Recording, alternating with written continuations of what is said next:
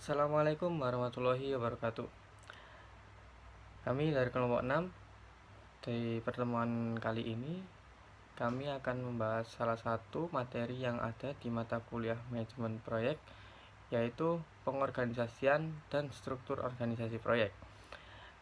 Kelompok 6 ini sendiri beranggotakan saya Muhammad Rizky Kurniawan dan satu teman saya yaitu Nurcanda Maksudin.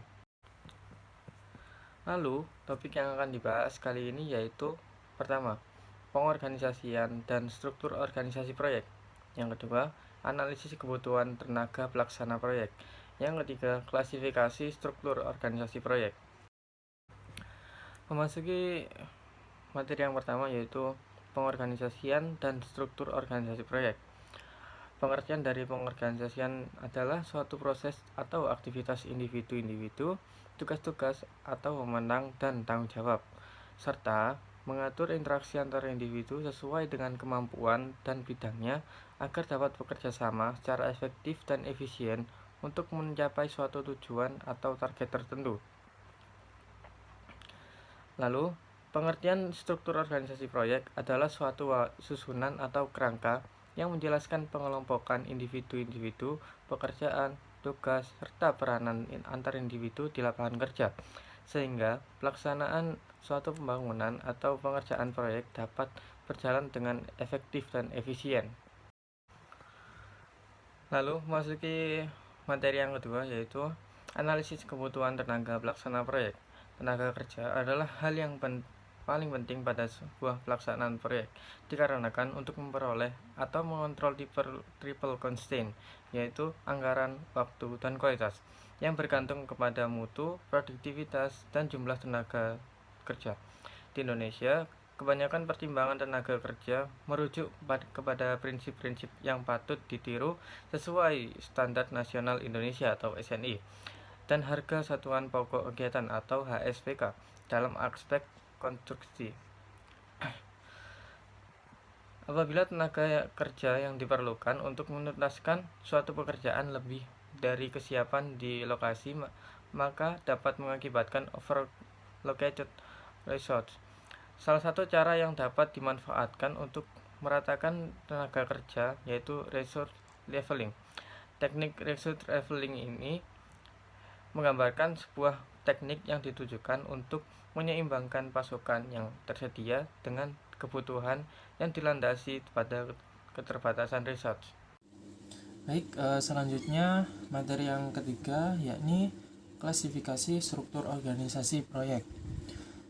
Struktur organisasi proyek ada 3 macam, yakni yang pertama struktur organisasi proyek fungsional, yang kedua struktur organisasi proyek murni, dan yang ketiga struktur organisasi proyek matriks. Baik, yang pertama yakni struktur organisasi proyek fungsional atau OPF. Struktur proyek fungsional adalah organisasi yang dikelompokkan menjadi divisi-divisi berdasarkan fungsinya dan dipecah lagi menjadi subdivisi-divisi kecil lainnya seperti pemasaran, keuangan, sumber daya manusia, dan sebagainya. Dan orang-orang atau staf ditempatkan sesuai kemampuan atau spesialisasinya, dan mereka diawasi langsung oleh manajer fungsionalnya. Jadi di dalam struktur organisasi proyek fungsional seperti gambar di samping ini, koordinasi proyek terletak di manajer fungsionalnya, dan para manajer fungsional ini akan saling berkoordinasi tentang proyek yang sedang dikerjakan oleh perusahaan. Baik, selanjutnya yang kedua yakni struktur organisasi proyek murni.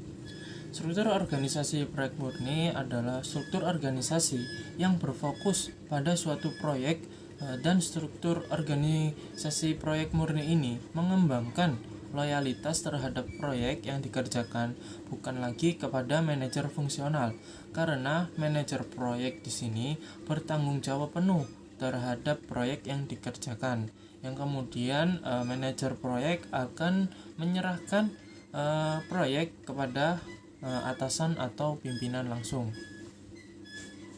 Jadi di dalam struktur organisasi proyek murni ini, koordinasi proyek terjadi pada satu tim dari manajer proyek. Seperti gambar di samping ini, manajer proyek A bersama dengan staf-stafnya akan saling berkoordinasi tentang proyek yang akan dikerjakan. Bukan lagi berkoordinasi antar manajer fungsional.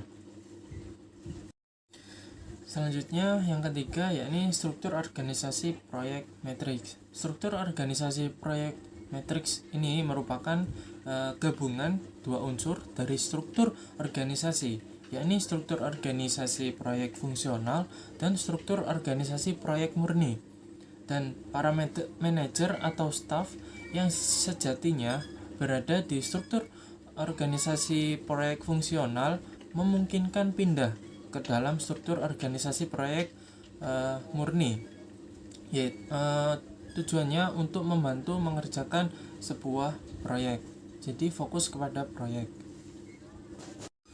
Jadi di dalam struktur organisasi proyek matriks ini, para manajer dan staf yang ada di jabatan fungsional ini dapat diambil atau ditugaskan ke dalam struktur organisasi proyek murni. Dan manajer proyek dipilih berdasarkan kewenangan dan arahan dari pimpinan atau direktur dari perusahaan. Dan koordinasi proyek terjadi pada instruksi dari manajer proyek dan staf masing-masing yang dipilih oleh manajer proyek dari jabatan fungsionalnya, seperti gambar yang dari samping.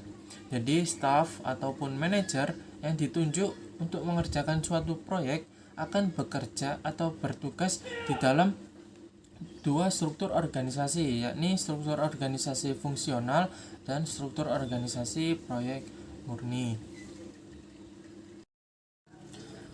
Baik, sekian penjelasan singkat materi dari kelompok 6 yang berjudul pengorganisasian dan struktur organisasi proyek.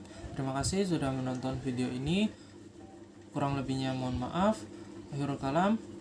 Wassalamualaikum warahmatullahi wabarakatuh.